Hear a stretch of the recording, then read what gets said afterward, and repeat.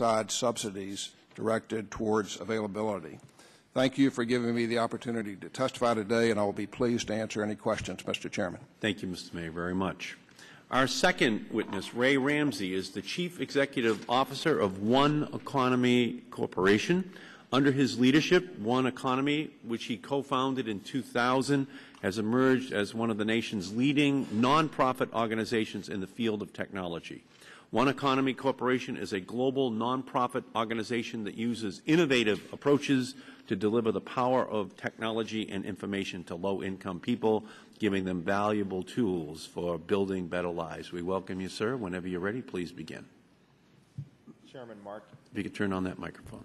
Chairman Markey and Ranking Member Stern, and a special recognition to Congressman Walden, who I had the pleasure of working with as a fellow Oregonian.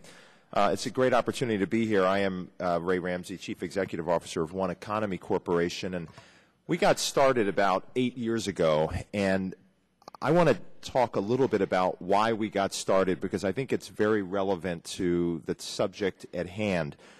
I have been working in affordable housing as the chairman of Habitat for Humanity, and working in housing in Oregon and doing anti-poverty work.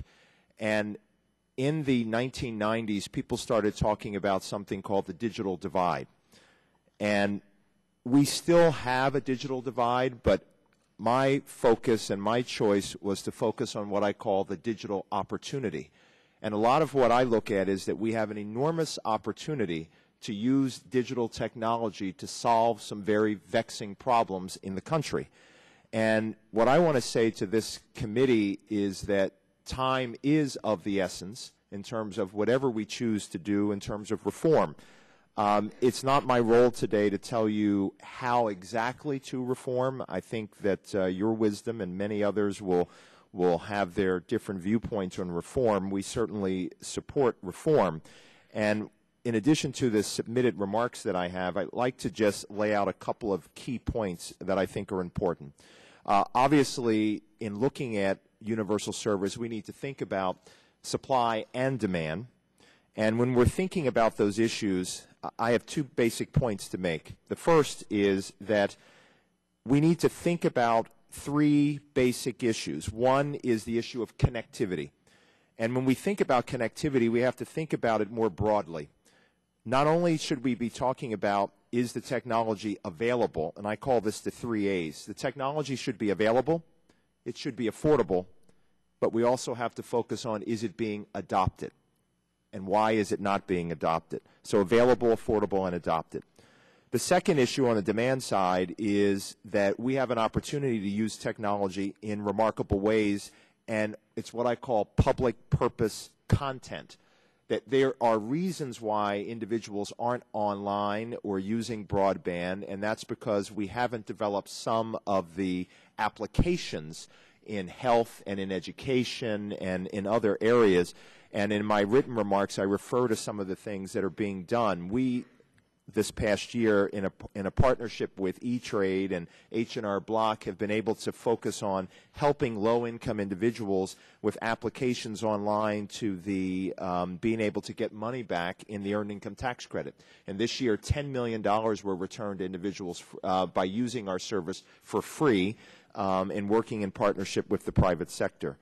And then the last issue that gets very little attention is human capital, and that is digital literacy. There are a lot of people who would like to use technology but have no idea how to use it and don't understand the applications. And so to that end, we've launched a program in the country called Digital Connectors, where we bring young people to work intergenerationally to help people use the technology, working in elderly centers and other places. Those are the three basic points: the connectivity, the public purpose media, and the human capital, that I think we've got to expand our notion of thinking about universal service to meet the needs and the opportunity of the digital age. You know, there are lots of things that are being done on the ground. We're working in rural areas, Native American communities, as well as in urban areas where there are low-income individuals. And I started my remarks by saying time is of the essence. When you think about this time of year in the spring, people graduate. And I think about every time there's a graduating class where there are individuals in that class, students and children, who do not have access to technology, not only in their school, but in their home, which is where it's most important now to bring the technology into the home. It's a shame. And every time there's a graduation where we can look up and see one group of children who have access and those who don't, it reminds me that there still is a divide and that time is of the essence. We can do this. I'm encouraged by, again, the partnerships on the ground. We've been able to work with local governments, whether they're from Oregon to Texas to North Carolina or to Massachusetts. But we're also able to work with the private sector by always remembering that we are dealing with consumers who have the same aspirations of anybody else. They just happen to earn a little less money. So I submit my remarks and my testimony today, and I appreciate this opportunity on behalf of all the hardworking people at One Economy Corporation. Thank you, Mr. Ramsey, very much. We all know our next witness through his epic stories captured in the movie series Star Wars and Indiana Jones. But George Lucas is not only a storyteller, movie industry visionary and innovator, he is also the chairman of the George Lucas Educational Foundation. The Educational Foundation's goals are to create a space where children become lifelong learners and develop the technical, cultural, and interpersonal skills to succeed in the 21st century. It's our honor to have you here, sir. Whenever you feel comfortable, please begin. Thank you. My name is George Lucas, and as founder and chairman of the George Lucas Educational Foundation, I'm pleased to appear before you again. I appeared here in March of 1994 and outlined my vision for education in our schools. It was called Edutopia, to signify a more ideal learning environment. 15 years ago, that vision could have been considered futuristic and unattainable, a pipe dream that could never come to pass.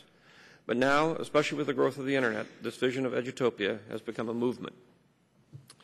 Across the globe, ministries of education in many nations, including Singapore, China, Australia, and the United Kingdom, are all moving ahead with plans to recreate their schools for the 21st century skills. They are investing substantially in Mr. Lucas, access. could you suspend for just 1 second, please? Okay, please continue. Okay. They are investing substantially in Internet access, hardware, and software for schools and training for teachers to enable their students to achieve at the highest levels and fuel the economic growth of their countries. According to a recent report from the Organization of Economic Cooperation and Development in Paris, the U.S. ranks 15th in broadband Internet access and is outpaced by Denmark, the Netherlands, Finland, Korea, France, and Canada. There have been two revolutionary changes in telecommunications in recent years, broadband and wireless technologies. The processing speed and memory of computers has continued to double roughly every 2 years, following Moore's famous law. In just the past 4 years, we have seen an explosive growth of multimedia on the web.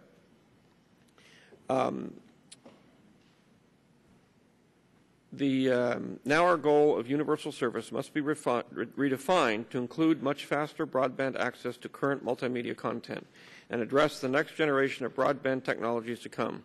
I encourage the subcommittee to anticipate broadband speeds that enable current applications and plan for the much higher speed networks that are currently available only in universities and research centers. The other transformation in Internet access has been wireless networks and mobile computing. Now it is possible for students to access the world's knowledge without being tethered to a wire at school and libraries. Teachers tell the staff at my foundation of students who sit in their cars in high school parking lots in order to access the wireless Internet hub inside. While the school doors are closed, their minds are still open. In order to support this vision of 21st century schools, it is very important that we not rest on the accomplishments of the E-rate funding and the Telecommunications Act of 1996. We should not simply declare that the program has been a success. Instead, we must recognize the even greater